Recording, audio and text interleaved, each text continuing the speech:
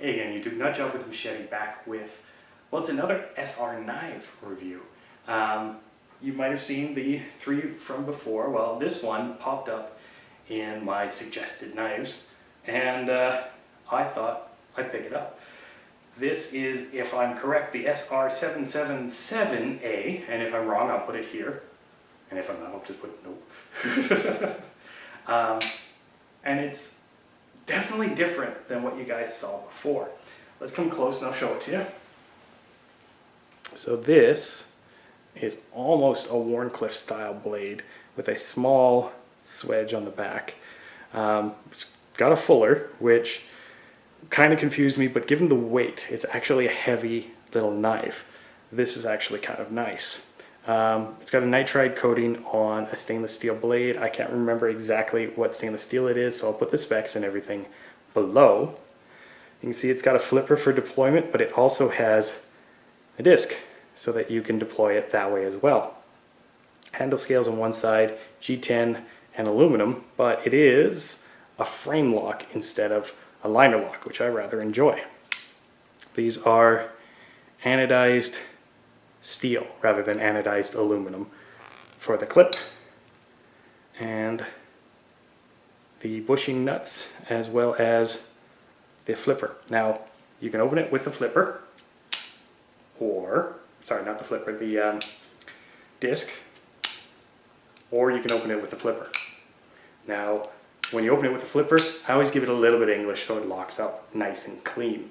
If you don't, it'll still lock up. You just have to give it a little bit more speed. The lockup is actually really, really good.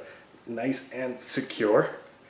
Considering I'm putting my fingers in front of the blade when I do that, you'd think I'd be scared. But it's nice and secure. There's no play. There's no left, right, up, down, side, side, backwards, forwards, future, past, whatever. There's no play in it. And the lockup is really secure. It even comes nicely centered. But is it any good as a knife? Well, yes. This design, oh, I never actually mentioned this. It's got a little anodized blue aluminum handle insert, which has some grip texture on it. And actually sticks out a little bit. It's not really designed as a glass breaker. It just gives you a little more purchase on the handle for the bottom part of your hand. This thing has been put through its paces.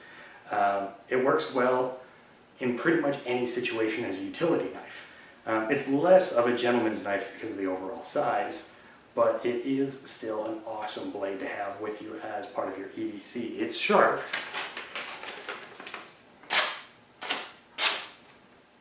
And I mean,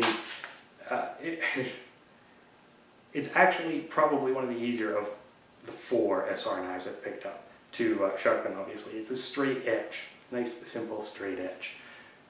That means also that it slices really nicely, packages, boxes, paper, people.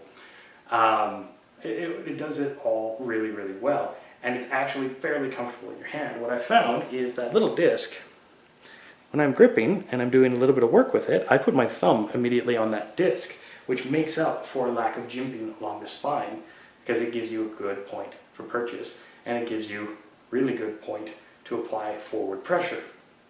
The handle scales are actually pretty comfortable. They don't get slippery when wet, which is kind of nice. I might have preferred scales on the back in addition, but because it's a frame lock, you rarely see that. So what I found was the clip actually sits rather nicely and gives it a little bit of swell on the bottom so that you can grip the knife more comfortably. See, just swell. Overall, I mean, it's not a bells and whistles knife, but it is a pretty damn cool knife. It performs really, really well. I'm not going to give you a meat test or anything. The paper test was enough, and hey, I'll do a quick wood test. Hang on a second. It's an old piece of doweling, so just lock it in. Little fine curls. Actually, there. Let's see if I can get that in focus. Okay, let's move my head out of there so I can see if I can get that in focus. There we go. Stop moving around so much. Little fine curls. Not bad with what is essentially a utility knife. Now, let me clean this up. There we go. Now, as with all of the SR knives I've reviewed in the past, they're not the best, but they're pretty goddamn good. This was, I think, around $12 Canadian. Again, the link's going to be down below. The prices change from day to day on GearBest, so it might be a little bit higher, it might be a little bit lower, whatever. But this is actually really damn good. Of all of the 4 that I currently have, there are a few more that are coming. All of the 4 that I currently have, this one is the easier one to carry around because it is the smallest of the 4. It fits in the pocket and it's inobtrusive. Plus, I've actually found that people love this anodized look of it. So even when I'm using it, it's not scary or anything like that to people. It's a utility tool that they accept and they actually talk about because it's kind of a good looking little tool.